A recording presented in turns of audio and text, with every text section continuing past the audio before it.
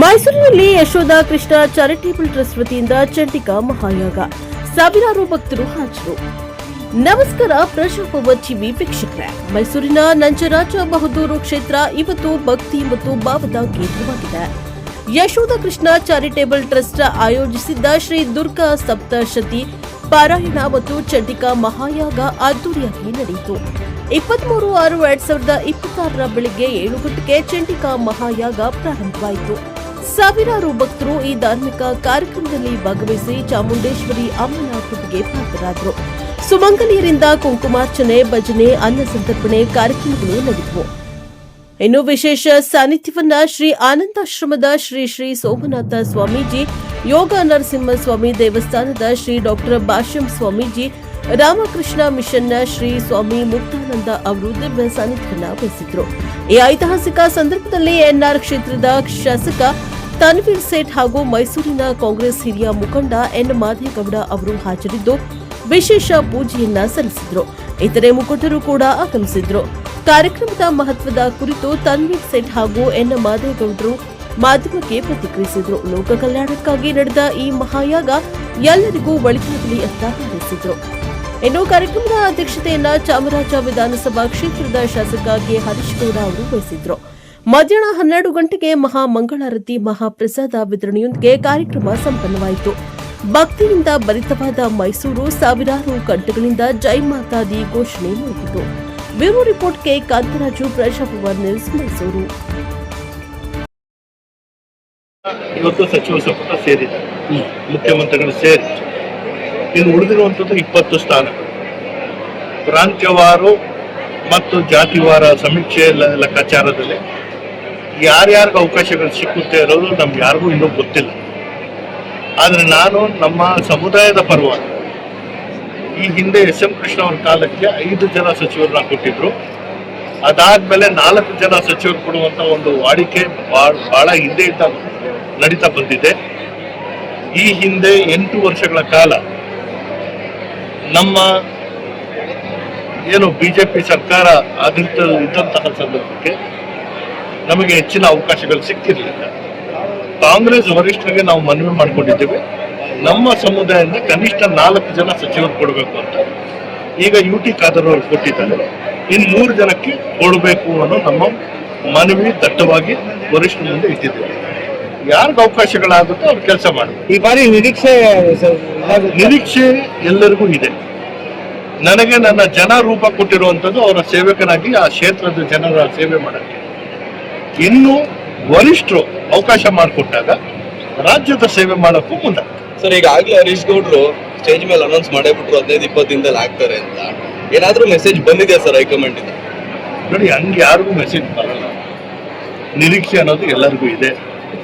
ಇವತ್ತು ಚಾಮುಂಡೇಶ್ವರಿ ಅವರ ಕೃಪೆಯಿಂದ ಚಂಡಿಕಾ ಹೋಮ ಮಾಡಿ ಈ ಲೋಕ ಕಲ್ಯಾಣಕ್ಕಾಗಿ ಅವರು ಮಾಡೋ ಜೊತೆಗೆ ನಾಡಿನ ಮುಖ್ಯಮಂತ್ರಿಗಳಾದಂಥ DK ಶಿವಕುಮಾರ್ ಅವರಿಗೆ ಸುಗಮವಾದಂಥ ಆಡಳಿತ, ಎಲ್ಲ ವಿಘ್ನಗಳು ನಿರ್ಮೂಲನೆ ಆಗಲಿ ಅಂತ ಇವತ್ತೇನು ಪೂಜೆ ಮಾಡಿದ್ದಾರೆ, ಆ ವೇದಿಕೆಯಲ್ಲಿ ನನ್ನನ್ನು ಶುಭ ಹಾರೈಸಿರೋದ್ರಿಂದ ನಾನು ಕೃತಜ್ಞರಾಗಿದ್ದೇನೆ. ಕೆಲವು ಸಂಘಟನೆಗಳು ಈಗಾಗಲೇ ಅವರ ಎಕ್ಸ್ಪ್ರೆಸ್ ಬರುತ್ತೆ ಕಲ್ಕತ್ತಾದಿಂದ, ಬಾಂಗ್ಲಾ ಅಕ್ರಮ ವಲಸಿಗರು ಬರ್ತಾರೆ, ಅವರು ಭಾಗಶಃ ಶಾಂತಿನಗರ, ಗೋಷ್ಠನಗರ ಈ ಭಾಗದಲ್ಲಿ ಇರ್ತಾರೆ, ಅವ್ರನ್ನ ಇದು ಮಾಡಬೇಕು ಅಂತ ಪ್ರತಿಭಟನೆ ಕೂಡ ಮಾಡ್ತಾ ಇದ್ದಾರೆ.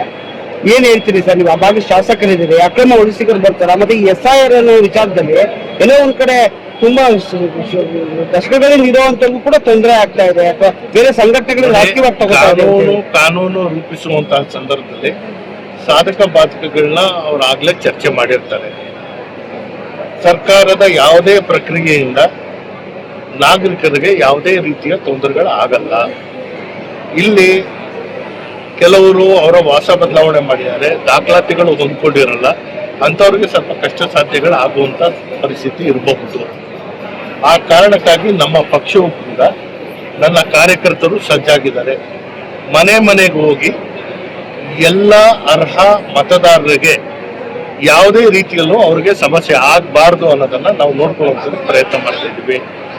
ಚುನಾವಣೆ ಆಯೋಗ ಎಲ್ಲ ರಾಜಕೀಯ ಪಕ್ಷಗಳ ಪ್ರತಿನಿಧಿಗಳಿಗೆ ಅವಕಾಶ ಮಾಡಿಕೊಟ್ಟಿದೆ.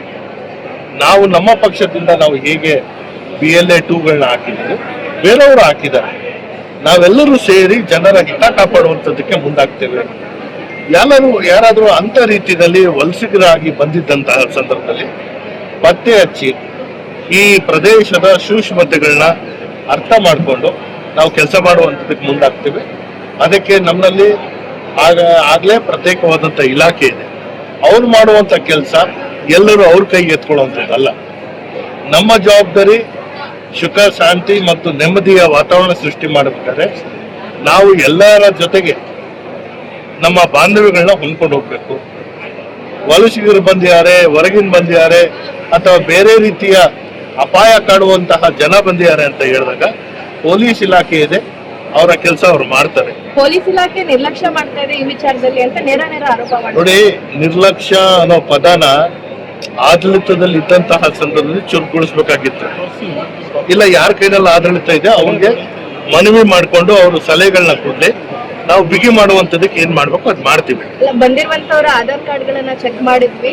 ಸೊ ಅವರು ಬಾಂಗ್ಲಾದೇಶದ ಟ್ಯಾಲಿ ಆಗ್ತಾ ಇಲ್ಲ ಅಂತ ಹೇಳಿ ಕಾರಣ ಕೊಡ್ತಾ ಇದ್ದಾರೆ ಅಂತ. ನಾನು ಹೇಳುವಂತದ್ದು ಆಧಾರ್ ಕಾರ್ಡ್ ಏನಿದೆ ಸರ್, ಅದು ಎಲ್ಲ fake ಆಧಾರ್ ಕಾರ್ಡ್. ನೋಡಿ, ನಾನು ಪೂರ್ವ ಯೋಜಿತವಾದಂತಹ ಕೆಲವೊಂದು ಕಾರ್ಯಕ್ರಮಗಳನ್ನ ರೂಪಿಸಿಕೊಂಡಂತಹ ಸಂದರ್ಭದಲ್ಲಿ ಅವ್ರಿಗೆ ಇಲಾಖೆಯಿಂದ ನೀಡುವಂತಹ ಸಮಜಾಯಿಸಿ ಅದು ಸತ್ಯ ಅಂತ ಅನ್ಸಲ್ಲ. ಯಾಕಂದ್ರೆ ಅವ್ರ ಮನಸ್ಸಲ್ಲಿ ಪೂರ್ವ ಯೋಜಿತವಾದಂತಹ ಆ ಕೆಡಕು ಮಾಡುವಂತಹ ಮನೋಸ್ಥಿತಿಯನ್ನು ಹೊಂದ್ಕೊಂಡಿರ್ತಾರೆ. ಹಾಗಾಗಿ ಅವರು ಪೊಲೀಸ್ ಮಾಡುವಂತ ಕೆಲಸ ಅವ್ರ ಕೈನಲ್ಲಿ ಕೊಟ್ಟು ಮಾಡ್ಸಕ್ಕಾಗಲ್ಲ. ಇವತ್ತು ಪೊಲೀಸ್ ಇಲಾಖೆ ಏನ್ ಹೇಳ್ತಾ ಇದೆ ಅದನ್ನ ಅವರು ಜವಾಬ್ದಾರಿಯುತವಾಗಿ ಅವ್ರು ಕೆಲಸ ಮಾಡಿದ್ದಾರೆ. ಅದನ್ನು ಬಿಟ್ಟು ನಿಮ್ಮ ಮುಂದೆ ಏನೋ ಸಂಶಯಗಳಿದ್ದಾಗ ಲಿಖಿತ ರೂಪದಲ್ಲಿ ಕೊಡ್ಲಿ, ಇಲಾಖೆಯಿಂದ ತನಿಖೆ ಮಾಡಿಸ್ತಾರೆ. ಏನೇನೋ ಸಾರ್ವಜನಿಕರಿಗೆ ಅನುಕೂಲ ಆಗುವಂತ ಕೆಲಸ ಆಗದೆ ಇರುವಂಥದ್ದು, ರಸ್ತೆನೂ ಆಗದೆ ಇರುವಂಥದ್ದು, ಇದಕ್ಕೆ ಏನಂತೀರ ಅನ್ನೋದು ಕುಮಾರಸ್ವಾಮಿ ಅವರು ಉತ್ತರ ಕೊಡ್ತಾರೆ. ಅದರ ಜೊತೆಗೆ ಸ್ವತಃ ತಾವೇ ಈ ರಾಜ್ಯದ ಮುಖ್ಯಮಂತ್ರಿಯಾಗಿ ಕೆಲಸ ಮಾಡುವಂಥದ್ದಕ್ಕೆ ಜನರ ಆಶೀರ್ವಾದ ಇಲ್ಲದೆ ಇದ್ರು ಕೂಡ ಸಂಘಟನೆ ಮತ್ತು ನಿಮ್ಮ ಮೈತ್ರಿಯ ಮೂಲಕ ನೀವು ಮಾಡಿದ್ರಿ. ಬಿಜೆಪಿ ಜೊತೆ ಸೇರಿ ಮುಖ್ಯಮಂತ್ರಿ ಆದ್ರಿ, ಕಾಂಗ್ರೆಸ್ ಜೊತೆ ಸೇರಿ ಮುಖ್ಯಮಂತ್ರಿ ಆದ್ರಿ. ನೀವು ಮಾಡಿದ್ಮೇಲೆ ನೀವು ಇಂಥ ಸಾರ್ವಜನಿಕ ಕೆಲಸಗಳು, ರೈತರಿಗೆ ಏನು ಸಮಸ್ಯೆ ಆಗಿದೆ ಅಥವಾ ರೈತರ ಜಮೀನು ಪಡ್ಕೊಂಡ್ಮೇಲೆ ಸಾರ್ವಜನಿಕರಿಗೆ ಏನು ಅನುಕೂಲ ಮಾಡಿಕೊಡ್ಬೇಕಾಗಿತ್ತು, ಈ ಎರಡೂ ಮಾಡಿಲ್ಲ. ಆ ಕಾರಣಕ್ಕಾಗಿ ನಾನು ಹೇಳುವಂಥದ್ದು ಕೇವಲ ಅಭಿವೃದ್ಧಿಗೆ ಮಾರಕವಾಗಿ ಇವರು ಇದಕ್ಕೆ ಕಲ್ಲು ಹಾಕುವಂತ ಕೆಲಸ ಮಾಡ್ತಾ ಇದ್ರು ವಿನ ಸ್ಪಷ್ಟವಾಗಿ ಅಭಿವೃದ್ಧಿಯ ಸಹಾಯಕ್ಕೆ ಇವರು ಯಾವತ್ತೂ ನಿಲ್ತವ್ರಲ್ಲ ಅಂತ ನಾನು ಬಹಳ ಸ್ಪಷ್ಟ.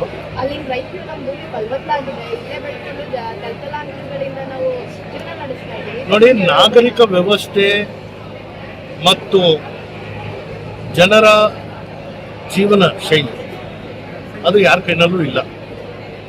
ಇವತ್ತು ಸರ್ಕಾರದ ಸಂಘ ಸಂಸ್ಥೆಗಳು ನಿವೇಶನಗಳನ್ನ ರಚಿಸಿಲ್ಲ ಅಂತ ಹೇಳಿದಾಗ ರೈತರ ಭೂಮಿಯಲ್ಲಿ ಅನಧಿಕೃತವಾಗಿ ಬಡಾವಣೆಗಳು ಬರುವಂಥದ್ದು ನಾವು ನೋಡಿದ್ದೇವೆ.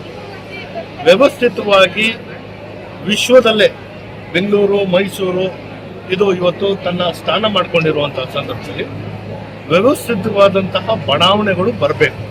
ಅದು ಬರಬೇಕಾದ್ರೆ BDA, ಇಲ್ಲಿ MDA ಮತ್ತು ನಗರಾಭಿವೃದ್ಧಿ ಪ್ರಾಧಿಕಾರಗಳು ರಚಿಸಬೇಕು. ಇದು ಮಾಡೋಕ್ಕೆ ಮುಂದಾದಂತಹ ಸಂದರ್ಭದಲ್ಲಿ ನಾಯಕರುಗಳಾಗಿರುವಂಥವರು ಏನಾದರೂ ಲೋಪಗಳಿದ್ದಾಗ ಸರ್ಕಾರದ ಜೊತೆಗೆ ಸಮಾಲೋಚನೆ ಮಾಡಿ ರೈತರ ಹಿತನೂ ಕಾಪಾಡಬೇಕು, ಸಾರ್ವಜನಿಕ ಬೇಡಿಕೆಗೂ ನಾವು ಸ್ಪಂದಿಸಬೇಕು. ಇದು ಮಾಡುವಂಥದ್ದಕ್ಕೆ ಮುಂದಾಗಲಿ.